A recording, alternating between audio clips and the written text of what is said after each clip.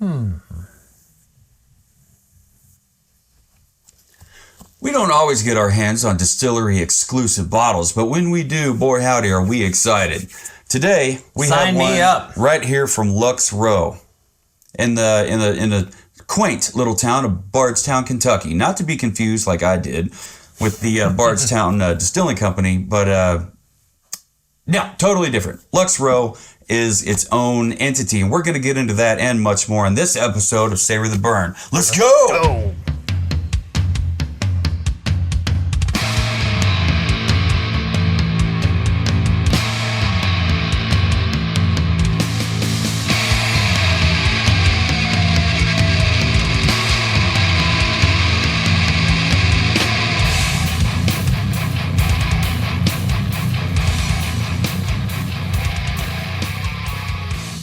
Hello, everyone, and welcome to the Savor the Burn podcast. My name is Jonathan, and across the barrels from me is Mr. W2. How do you do? I'm doing pretty fantastic. How about you? I'm doing all right. Like we said in the intro, definitely looking forward to this. I'm excited to get into this one. So Lux Row has a few different brands under their belt. One of them is Rebel. Rebel, yeah. You know, the official whiskey of the St. Louis Blues hockey team. Nice. So, you know. Yeah, you go to Kentucky Derby, you can only get Woodford Reserve. You go to St. Louis Blues, what do you get? Rebel. With a rebel yell, cry more, wow! And you know, that's what it used to be called. It used to be called Rebel Yell. I don't know why they dropped the yell. Maybe they're just fuddy-duddies. I don't know. Anyway. But when we took our trip to Kentucky, we were in Bardstown. We actually stayed the night... I think, 5-6 minutes from Tops. Lux Row. It was right there. And so we're like, think we ain't going to Lux Row? Yep. And so we went up there, the winding little road up to the distillery. And sure enough, they had their standard offering, which, you know what? Their standard offering is the only thing I've ever seen, and it's a hit or miss. I think I've only actually seen one or two times, and I've always passed on it because it's their standard offering is like $100 bottle. Oh, wow. This happens to be their Distillery Exclusive, which is CASK Strength and a 12-year age statement. So maybe I should have taken out a second mortgage on that trip so we could have got, their core offering plus this. Let's get into this. Let's get into it. Yeah. You talk, I pour? Yeah. All right. I'm excited for us to pop the top on this one. We talked off camera. You know, so many of these bottles have really cool, different type of hardwood tops on them. Yeah. Some have composite, some have natural cork. This one has a solid copper top on there. It's knurled on the sides, kind of tapered a little bit, and then embossed with the Lux Row logo on top. It's very cool looking. This bottle is absolutely beautiful. I mean, it's squared off. I love the embossment. I love the black shoulders. I love the black neck. And the copper ink used on there. The decal is not only embossed, but there's also kind of like a metal decal, kind of like an emblem on your car. But anyway, this is the Lux Row 12-year double barrel Kentucky Straight Bourbon Whiskey. This is produced in Kentucky, distilled at Lux Row, 12-year age statement, and comes in at 118.4 proof. Cask strength. Ready for the pop? Let's do this. Not bad at all. And that is natural cork. That is heavy. That is a solid copper top on there. I love it. It's going to be a little tricky. A little tricky to pour on this one. It says here, our limited release double barrel bourbon was bottled to commemorate the grand opening of Lux Row Distillers.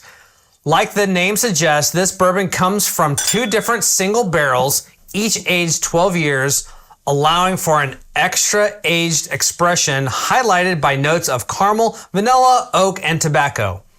Even the proof of 118.4 is a nod to the distillery as we opened our doors in April 2018. That's pretty cool. 2 years before COVID. Right. I remember that mess. Due to the limited nature of this product, the 12-year double-barreled may not always be available in our gift shop. please call before coming to purchase. We didn't call before showing up. We wanted to show up. And it just happened to be there. You needed a stamp, and you're like, you know what? I'm going to look around and see what they got. And you found something really cool. I needed the stamp. So we're like, we got to go. Yeah. Oh, my goodness. I didn't do the stir yet. You know, what do they call that? Swirl? The swirl SJ. J. The SJ. Yep. Swirl job. The SJ. Yeah, thank you, Faith, for that little terminology.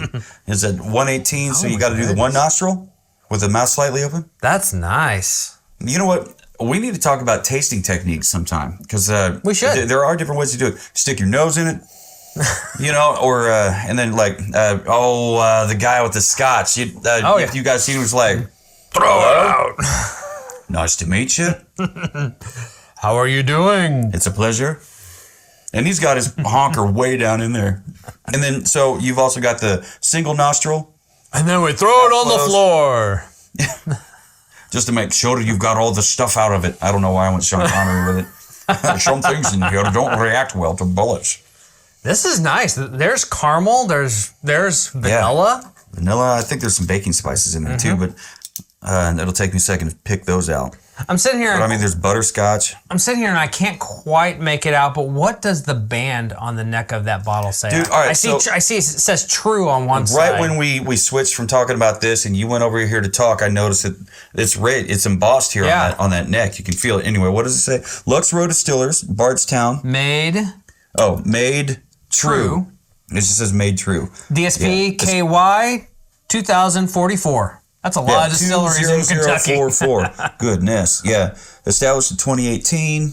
What does it say here? Nelson County, Kentucky. Bardstown 40004. Is it really that? Is that their area or not area code? What do they call that? Zip code? Maybe. 40004. 0004. Anyway, yeah. So where were we here? We were talking about the nose caramel. It's caramel, vanilla. Maybe a little bit of black pepper. Again with the black pepper. You really think there's something in the water because they use that fantastic Kentucky limestone water. Yep. It's got some nice thick legs going on. It does. Let's get this on the palate. I'm ready, dude. Yeah, we got some. We don't have a whole lot of notes here on the nose for not yet for nosing notes. However, sometimes they are strong, and sometimes that's just how it is. So yeah, one more again. Sorry. Cheers, everyone. Cheers. Yeah. Okay, so I don't know if it sips like 100. Ooh. Oh, there it is. Yep. Yes, it does. Right back there. Yeah, that came in late. That's a late flash, but that taste, my God. Cutting through that proof, there's orange marmalade. It's like a sharp orange. It's a sharp orange, with kind of a push pop, kind of an orange creamsicle. Yes. So I mean, it's very custardy and vanilla with a sharp orange. My first thought was marmalade, but then little push pop that you get from the ice cream man. I want 118.4 proof push pop. Girl, same. Yeah, it definitely drinks. It drinks hot. And you know what? It's 118.4 proof, so it can drink hot. That color is beautiful too. Absolutely. Yeah, does it say anything about in the notes about what they call that? Like the notes say dark chestnut. Dark chestnut. It says nose has leather, oak, and black pepper. Leather? Hey, look at there. I didn't quite get any leather. I rarely ever pick up leather on the nose. Palate, cinnamon, caramel, and vanilla. With a finish warm and spicy. It's definitely warm. Spicy. Yeah, you said cinnamon and what? Caramel, definitely. Caramel carried over. Caramel and vanilla. Nose. I'm surprised the notes don't say anything about the citrus because, man, there's so much. Yeah, the citrus rocks the boat on this and oak. Oak, yeah. And the oak carries through on the finish. Does the rest of it? I think so. I think there's 12 years of oak all over this thing.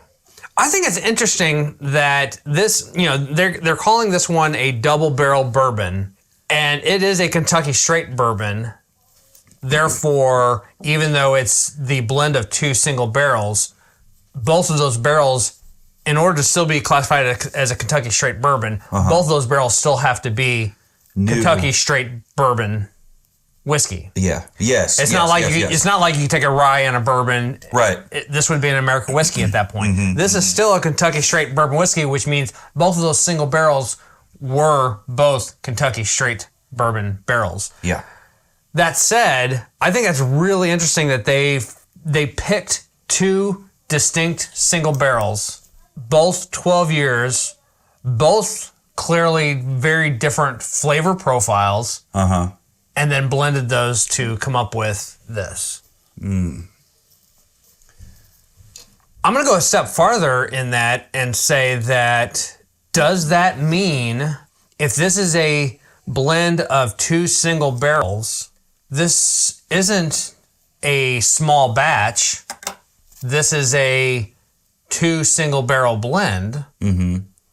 So when they say this is distillery exclusive and it may not always be available, that's going to be why. Because there's, even though you're blending two barrels together, you're at 118.4 proof, you're going to be lucky to get, what, 400? Yeah. 400 bottles tops, probably 380 tops out maybe of even less, because, you know, I've been thinking about this over the week. Maybe they or some might consider when they have like barrel remnants. So let's say they do two small batches, you know, and then, you know, that if you don't want to use your single, like if you come down to your last barrel and there's remnants in here, you don't want to, you know, just throw it in the ocean, you know, or whatever. You don't want to sell it to, you know, well, that probably goes into their small batch standard offering product. Maybe you throw it in the bottling machine to do the washout. You know, 'cause we went to Union Horse Distillery or Distilling Company, Distilling Co. sometime last year, and we're going back again this year. But we went there and they had bottles that were barrel remnants. Yeah. You know, I'm not sure if I'm using the correct term. So if I'm not, please send me an email, Jonathan@savortheburn.com. Let me know exactly what it is, or just leave us a comment. How many did you put in there? I put 3 in there. 3? Was it roughly that much? Okay. Yep. Holy smokes. I think maybe like when they start getting down to the last little few of the barrels left in that small batch run, maybe, you know, they're like, let's reserve some of these barrels for the single barrel blend, you know, run, you know, of bottles, and let's see what we can come up with. So maybe they have some stored, you know, it's not aging anymore, but maybe it's aged to 12 years and it's stored somewhere. They've got the tasting notes on it, and they're like, okay, this would work with this, that would work with that. This fucking tastes like a skunk. We're not mixing this with anything, you know. Those legs are good and thick. The legs were thick. I failed to mention that earlier. There's almost there's the grass, not the grass, the leather. Leather fucking pops now when you add... Orange pops even more. On the nose? And on the palate. I'm just picking up... Let me get on palate here. Orange. Yeah. Ooh. Wow. Shit. That is so good. It's like a savory orange marmalade or something. That is freaking good. Yeah. Wow. On palate, what do you think about like peanut brittle? Or I can get behind that. Like maybe peanut toffee or some toffee. Toffee. Yeah, and toffee shows up on the on the finish. You in the tasting notes, you talked about the nose and the palate, but did it have anything in there for finish? It just says warm and spicy finish. Oh, okay, it did, and you said that. It definitely is warm, and it definitely is spicy. 118, yep. But it's that's what you expect when you pop open a bottle of 118 proof anything. 18.4 proof anything. I mean, as hot as this drinks, it is still very creamy and very smooth. I think it got there. It just bites back. When I put those 3 drops in here, like it's not like we're putting in an ice cube, letting it melt down about halfway and pitching the cube and trying it. No, that's way too much water in your whiskey. Like, it's going to mess up the experience. All it takes is just a few drops. Yeah. I mean, you saw it. We had like, what, an ounce, maybe yep, 3/4 to an ounce in here. And we added 3 drops, and, you know, some of these really bloomed in here. That was really good. The palate, though, that palate was so good. That palate's incredible. Talk a little bit here about bottle presentation. We talked about it in the beginning, kind of right when we were pouring. Yeah. But we have not mentioned that punt. I am. We'll get absolutely to the punt in a little bit. We'll get to the punt. I'm just in love with this. This is solid cast copper stopper on here. It's got the Lux Row logo, Bardstown, Kentucky, embossed on the top of it. It's knurled on the sides. Natural cork. Love everything about that. The neckband is full embossed. Mm-hmm. It's kind of a matte finish black. Yeah. So it has a very classy look to it. So it matches the front label. And then the gloss copper ink on there. Yeah. And then it's got this kind of it's a 3D kind of decal on here that's embossed into the glass. Mm-hmm. You got limited edition whiskey, Bardstown, Kentucky. You have kind of a ticket style with some handwritten stuff on here. Mm-hmm. Our barrel number, both barrel numbers, because this is a blend of 2 single barrels. So we have both single barrels on here. We have aged since, and then the dates that they were dumped. 118.4 proof, cask strength. Down at the bottom, we have DSP KY 20044. Kentucky has a lot of distilleries. Mm-hmm. Mm-hmm. On the backside, you've got a nice kind of a charcoaly black label with, again, that copper ink on here. I don't know if my eyes are good enough to read. Guys, seriously, I'm a graphic designer, but I spend a lot of time really paying attention to user experience. And there are some fonts and some font sizes you just don't use. Yeah. They're not readable. I want to read all of this, but I can't read any of it. Even with my glasses on, I can't read any of there. All that say, in between what is on the back here, there is a cool kind of a little lithography etching kind of a drawing of the distillery. Mm-hmm. We were there, dude. We were there. We were totally there. The little concrete dog. Yep. And then, family owned, Kentucky, USA, Lux Row Distillery. The punt on this thing. So yeah, look at that thing. This is the deepest punt that we've ever seen. And up until our trip to Kentucky earlier this spring, we always thought a punt was there to help give extra stability and strength to a bottle. Shock resistant, maybe. Rick Robinson, if you drop it, vice president of Michter's, told us that is not true. No. It's not there for strength or integrity at all. Yeah, it all has to do with when someone decides this is the bottle they're going to use, then the decision has to be made, how high up do you want your 750 to come in the bottle? And I'm going to paraphrase Rick's saying, everyone wants it to be filled all the way to the top. Right. The problem is if you don't have a little bit of airspace at the top of there, you're going to pop those corks the first time the temperature fluctuates, or in shipping, So deciding on where your fill line is actually is the decision of how deep the punt is. So you have you pick your bottle, you fill it with 750, and then your punt and the depth of the punt actually is what sets where the full line ends up hitting on the bottle. So this has a very, very deep punt. It's ridiculous. But it was also really, we've now drank out of it, but it was full all the way to the top. Yeah, I think it was right there to the bottom of the neck. I love everything about this bottle. And you talked about the different colors and like end user, what was it? User experience. The usability, you know. Yeah, the usability, the readability of this thing. The readability. Listen to me struggle when I read the back of this thing. Well, did you look through the notes and see if this has already been done? I could, even with my glasses on, I could not even make out what it even says because it's small, it's a script font, and the contrast is very between the copper and the black background. It's two different fonts on here. So I'm going to say I'm going to use the Force, Luke, and you're not right. I'm using the Force for you. This is not the bottle I'm trying to read. This is the bottle you want to drink. This is the bottle I want to drink. Anyway, all right, here we go.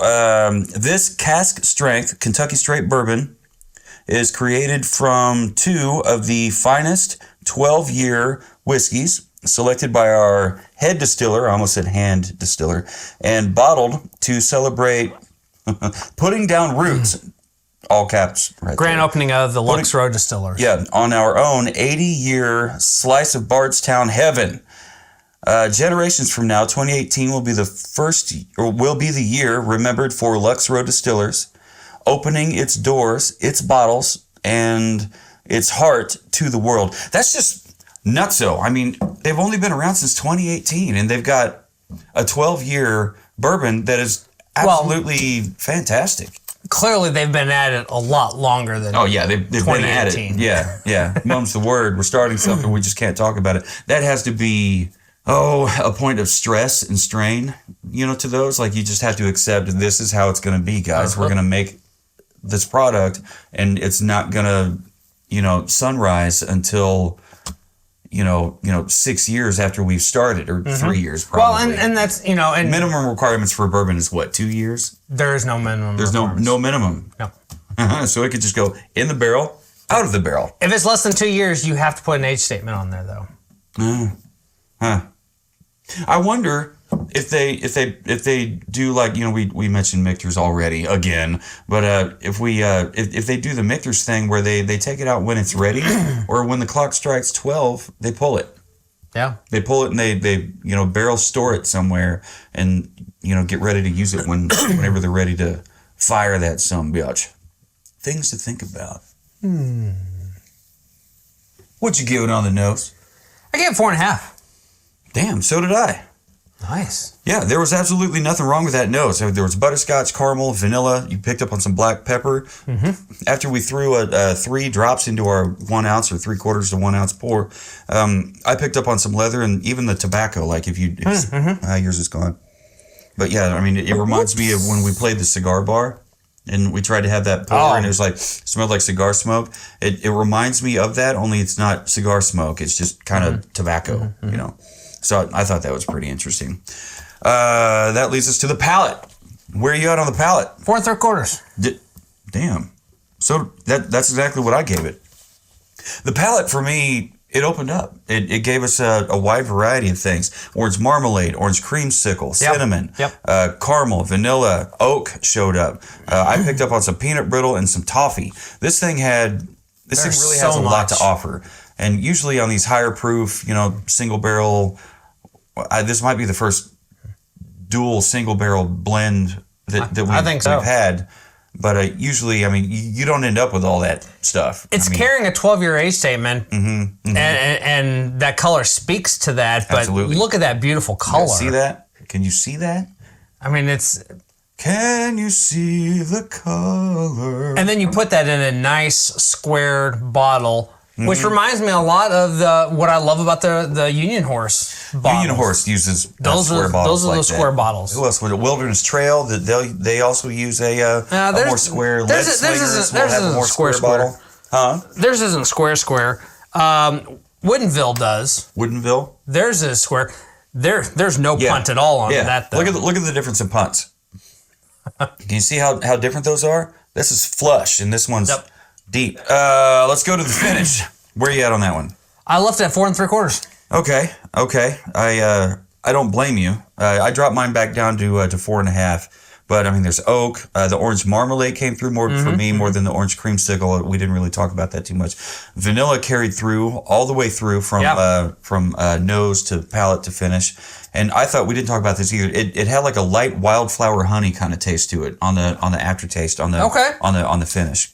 And toffee. Toffee it showed up on the palate, late palate, and carried through all across the finish for me. Nice. So yeah, I thought it was good. Some of those things were unexpected. It was definitely a wow. So you got at least a 4. We talked about bottle presentation, I think, at great length. We talked a lot about it. There's a lot going on. That's a beautiful bottle. You know, the copper stopper that's actually, I thought it was like copper plated or something. When I popped that bastard off, it was like heavy. It's like, holy smokes. It reminded me of the Michter Celebration that was actually solid gold. I mean, it's not solid gold heavy. It's copper. It's hefty. It's got some weight to it. This would be a great... The Celebration's not solid gold. It's gold plated. Oh, is it? But it's a solid metal topper. Gold-plated lead. I mean, that's something that's just heavy. And then the bottle's painted with gold, 24 karat gold ink. Goodness. Yeah. Anyway, I digress. Yeah. We digress. Back to Lux Row here. Yeah, it's nice and heavy. It's knurled, short neck, square-ish, rectangle, whatever bottle. You got lots of great things going on with the design on here. Embossment on the labels, on the bottle. Very unique punt, something that we didn't talk about. Nothing written in there except for maybe the number 2. I don't know what that means. I really enjoyed it. I thought it was really cool. I gave it a score about as much as I could, if you know, you know, on a bottle like this. I gave it a 4.75, 4 3/4. It's not bad. I couldn't help. I loved everything about it. There was no bag. There was no box. Right. But there doesn't have to be. No. But it has a solid copper top to it. Natural cork. It is. I like them natural. The neck band, the emblems on it, everything is top notch. I gave it a 5. You gave it a 5? I gave it a 5. I don't blame you. I mean, it's a beautiful bottle all day, every day, and you could use this after it's empty as a decanter. Sure, you could. I mean, you're stuck with all the embossment and the labeling and branding and stuff, but still, I mean, maybe use this as a infinity bottle for Lux Row whiskeys only. There you go. I mean, that'd be pretty cool. I mean, keep it distillery specific. Dude, after this pour, I'm absolutely gonna get another offering from Lux Row. Yeah. Even though you said their core line, their basic Blood Oath is also made by Lux Row. Right. Yeah, but you're just talking Lux Row, not Blood Oath, not Rebel, not. There's like 5 or 6 other ones. Yep. But so anyway, so these scores all mean something. They all add up to something, and that something is these 4 categories: nose, palate, finish, bottle presentation, 0 to 5 rating. We just come up with them on our own. We got it pretty well figured out on how it is that we want to rate them individually. And we take those 4 categories, we add them up to a possible 20, divide that by 2, and that's how we end up with our 0 to 10 rating. So without further ado, my rating ended up being 9.25, 9 and a quarter. I thought it was a really great bottle all the way around. Mine ended up being 9.5. 9.5? 9.5. All right. What's that, a half a bib? Is that a full bib? That's a half bib. A half bib. This empty glass is, once again, phenomenal. Thank you, Phil Mitchum, for turning us on to the bibs. What'd you say about your glass? I said the empty glass, once again, is phenomenal. Never know what you're going to get. I'm really digging that light touch of peanut brittle in there. I think it showed up more after we added a little bit of water to it. But that is something. The orange is incredible. Right. It's all over the place, and I'm really surprised that they didn't bring it up in the distillery notes. Yeah. And that's something else that we've learned along the ride here with the life of this podcast is we never know what tasting notes you can actually trust when it comes to the public opinion, to distillers' notes. We pick that's their palate. Yep. They might have a panel. They might have a group of people that say, okay, I taste this, and that. We're going to write that down for the website. Their palate's not our palate. Our palate's not their palate. Your palate's not our palate, and vice versa. So whatever, so we write down what it is that we taste on these things. Yep. We definitely right there on the spot take into consideration what they have to say about it. But we try to trust ourselves more than we trust anybody else. You know, it's a Gen X thing. But anywho, do you have any final thoughts on this one? I'm looking forward to getting into 2, 3, 5, 6, however many pours are left in that bottle. This was great. Only 5 or 6, huh? Well, yeah, I guess if you're going to be heavy-handed with it. I don't think I would use this in a cocktail. No. I think it's just too. It's got the proof to support it. Most certainly. But I might do an old fashioned with it. Just one. Well, just to see what it can do. Just see what it can do. You know, maybe use some vanilla bean demerara syrup. Oh yeah. And then a nice thick swath of fresh orange twisted. Yep. Garnish it with wipey. Instead of a cherry, use a little gum ball of double bubble gum.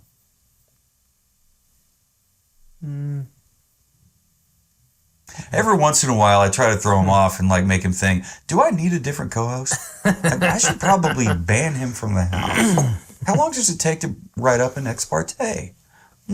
Guys, things to think don't about. put bubble gum in your Don't put bubble gum in your whiskey. Do not do it. Ever. And if you do... In fact, don't even chew bubble gum while you're enjoying your whiskey. Oh, hell no. No. Ugh. Some kind of monster. I didn't mean to go Metallica with it. Did not. Anyway, so I thought this was a very unique expression. I haven't had anything from Lux Row before. This thing, it's the very first dual single barrel blend bourbon that we've ever had, and that's kind of a cool idea. It absolutely is. I mean, it still keeps it very limited. Yeah. But it gives you double the number of bottles that you're getting out of it. Yeah, maybe. Yeah. Maybe. I'd like to know the backstory on this one at some point. Maybe we go there, we get a personal tour, because they love us so much at Lux Row, and they just can't help it. They just have to have us back. Anyway, but I think it's a unique expression. I think if you're in Bardstown, Kentucky, and you're nearby, definitely stop in there and check out their showroom. They have fun, friendly staff. Well, except for that one, but I mean they have their that dog. I forgot the name of the dog. Yeah, I'm blanking on the name of the dog. I think if you're in the area and you have the bottle budget there in your wallet, by all means, grab this, and they have cheaper bottles. Yeah, they do. They do have, and they have other brands that they This was definitely the one that I was there for. Yeah, along with my stamp and my passport book. Right. Had to finish that passport, the Bourbon Trail passport. Penelope. That's the other. That's the other brand that Lux Row is responsible for. Yeah, think about how you spell Penelope. Now think, if you see that written down, how are you going to pronounce that? That's all I got to say. Be confused. Pronouncing it Penelope. Yeah, Penelope. But some people said, fuck it, I'll keep going. Some people call it Penelope. Some call it... okay, I've never heard that one. All right. Oh, Panoply. I've heard it a couple different ways. Whiskey Tribe had me cracking up because Rex pronounced it way wrong. It wasn't Penelope, it was... Penelope. He called it Penelope. And I was like, get out of here. What are you doing? But he was serious as a heart attack. That was something, man. I did not expect that. But I'll have to look for that episode. And they're beyond whiskey enthusiasts like us. Yeah. Like you, if you're watching this. They're or listening to it. Either way, thank you for following along. But we do have to wrap, but still. Anyway, so just talking a little trash on the Whiskey Tribe guys, like, come on, you had to call it. What did I just say they call it? Whatever. Doesn't matter. Anyway, Penelope. So just go to Lux Row, check them out if you're in the area. Definitely check them out. They're in Bardstown, Kentucky, and They have an incredible showroom. Lots of cool stuff. Yep. Lots of cool little chaskas and knickknacks. I think they have honey in there. I'm a sucker for honey. They had coffee too. And the coffee. Yeah, they had little samples of the honey. Lovely staff, very nice people, and we really can't say really anything more about how cool they are without actually going back there again and spending a lot more time with them, which I would love to do with future. And money. And money, definitely. So if you know anybody that works there at Lux Row, have them hit us up. Send us an email, info@savortheburn.com or w2@savortheburn.com. You send it to me, it might get lost in a whole bunch of emails. Send it to me, Jonathan@savortheburn.com. Any final thoughts? Winner. Whiskey dinner. So no matter who you are, where you are, and what you're drinking and who you're drinking it with, never forget. Keep on burning.